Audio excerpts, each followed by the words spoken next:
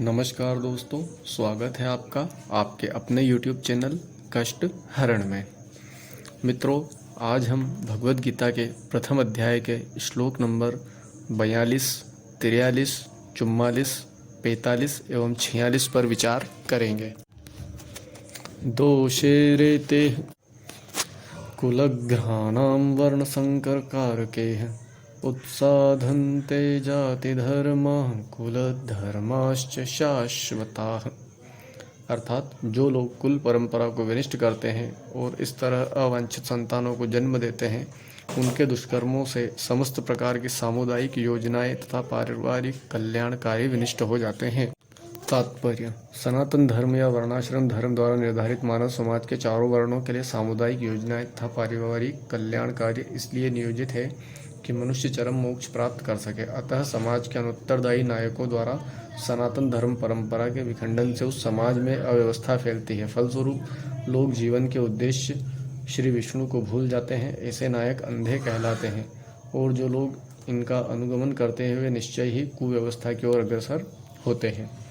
श्लोक नंबर 43।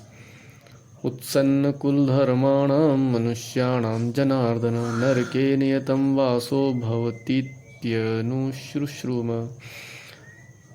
हे प्रजापालक कृष्ण, मैंने गुरु परंपरा से सुना है कि जो लोग कुल धर्म का विनाश करते हैं वे सदैव नरक में वास करते हैं। तात्पर्य: अर्जुन अपने तर्कों को अपने निजी अनुभव पर न आधारित करके आचार्यों से जो सुन रखा था उस पर आधारित करता है। वास्तविक ज्ञान प्राप्त करने की यही विधि है। जिस व्यक्ति ने पहले से ज्ञान प्राप्त कर रखा है उस व्यक्ति की सहायता के बिना कोई भी वास्तविक ज्ञान तक नहीं पहुंच सकता। वर्णाश्रम धर्म की एक पद्धति के अनुसार मनुष्य मृत्यु के पूर्व मनुष्य को पाप कर्मों के लिए प्रायश्चित करना होता है। जो पापात्मा है उसे इस विधि का अवश्य उपयोग करना चाहिए। ऐसा किए बिना मनुष्य निश्चित रूप से नरक भेजा जाएगा, जहां उसे अपने पाप कर्मों के लिए कष्टमय जीवन बिताना होगा। श्लोक नंबर 44। अहो बत महत्पापं कर्तु व्यवस्थिता वयं यद्राज्य सुखलोभेन हन्तु स्वजन्मुद्यताः।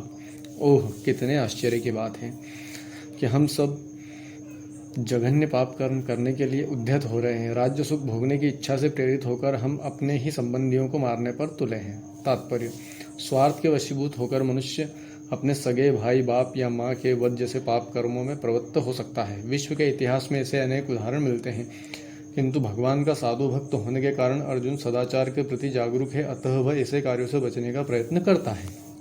श्लोक नंबर 45। यदि माम प्रतीकारम शस्त्रम शस्त्रपाणयः धार्तराष्ट्ररणे हन्युस्तमे क्षेमत्तरम भवेत्।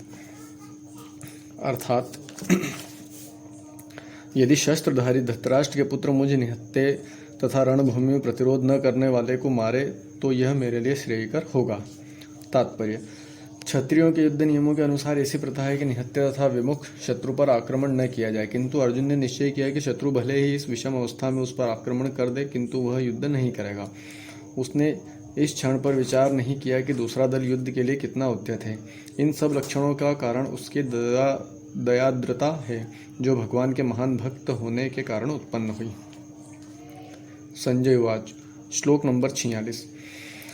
एवमुक्त्वा संख्ये रथोपस्थ उपाविशत् विसृज्य सशरं चापं शोक संविग्रमानसः।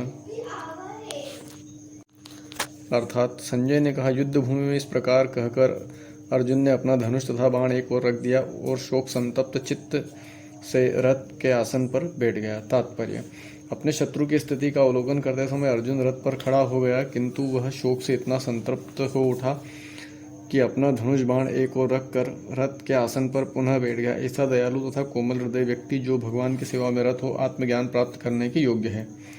इस प्रकार भगवद गीता के प्रथम अध्याय कुरुक्षेत्र के युद्ध स्थल में सैन्य निरीक्षण का भक्ति वेदांत तात्पर्य पूर्ण हुआ। हरे